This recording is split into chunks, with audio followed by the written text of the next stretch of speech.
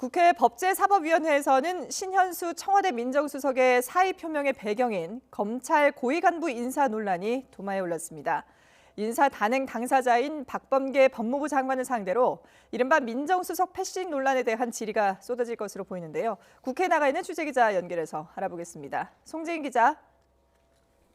네, 국회입니다.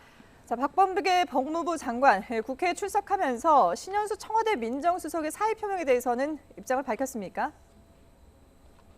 네, 별도로 입장을 내지는 않았습니다. 박범계 장관은 공식 회의에 앞서 검찰 인사에 대해 별도로 발언하는 건 적절하지 않다며 선을 그었는데요. 직접 들어보겠습니다.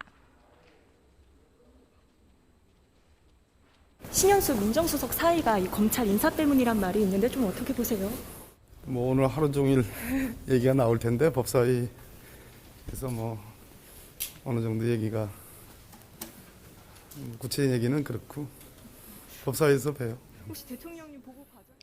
네, 그런 만큼 잠시 뒤 열릴 오늘 회의에서 어떤 입장을 밝힐지 더욱 관심이 쏠리는데요. 국민의힘은 박범계 장관이 신현수 민정수석의 반대를 무릅쓰고 문재인 대통령에게 검찰 고위인 사안을 관철시킨 전 과정을 낱낱이 밝히겠다고 벼르고 있습니다. 이른바 민정수석 패싱 논란을 추궁하겠다는 건데요. 박 장관이 문재인 대통령에게 검찰 인사안을 직보한 건지, 또 이 과정에서 신수석 대신 이광철 민정비서관이 메시지 역할을 하게 된 과정이 뭔지 집중 질의할 예정입니다. 나아가 이번 논란이 결국 문재인 정권에서 이어져 온 라인 다툼의 결과가 아니냐고 공세할 것으로 보이는데요. 앞서 국민의힘은 검찰 출신인 신현수 민정수석보다 친조국 라인인 이광철 민정비서관의 영향력이 컸던 게 결국 사의 표명의 결정적인 이유가 아니냐고 의문을 제기했습니다.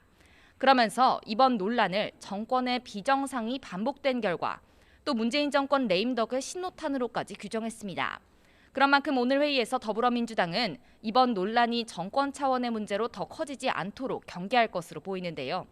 대신 헌법재판소를 상대로 임성근 부장판사 탄핵 심리 계획 등을 물으며 검찰, 사법개혁 당위성을 강조하는 데 주력할 것으로 보입니다. 네, 이번에는 보궐선거 소식 알아보죠. 오늘 오후에 안철수 대표와 금태섭 전 의원의 첫 방송 토론회가 예정돼 있죠. 네, 그렇습니다. 안철수 국민의당 대표와 금태섭 전 의원이 오늘 오후 4시 첫 방송 토론회를 진행합니다. 문재인 정부 4년을 평가하고 대안을 제시하는 게 오늘의 핵심 주제인데요. 오늘을 계기로 제3지대, 나아가 야권 단일화에 본격 물꼬를 틀 수 있을지 주목됩니다. 안 대표와 금 전 의원이 미묘한 신경전을 벌인 끝에 열리는 토론회이기 때문인데요.